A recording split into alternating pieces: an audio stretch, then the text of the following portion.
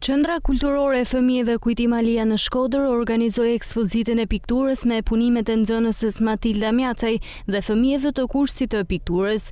Ekspozita u realizua nën kujdesin e Ditmar Ademit dhe Wendy Selmanit, duke cilë para publikut punime artistike të realizuara nga fëmijët pjesëmarrës në kurs. Siç e shihni, kemi një grup artistash të mrekullueshëm në artin pamor, me një përkushtim të jashtëzakonshëm të dy instruktorëve, Ditmar Ademi dhe Wendy Selmani, të cilët me shumë dashuri dhe shumë përkushtim gjatë gjithë vitit kanë bërë që këto fëmijë të na sjellin këtë produkt që ju shihni, vetëm një pjesë realisht të punës së fëmijëve gjatë këtij viti.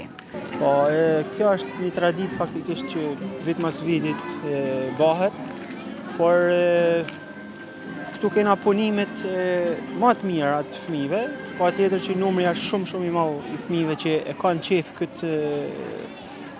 këtë artin e pikturës, pa themon. Ka fëmijë që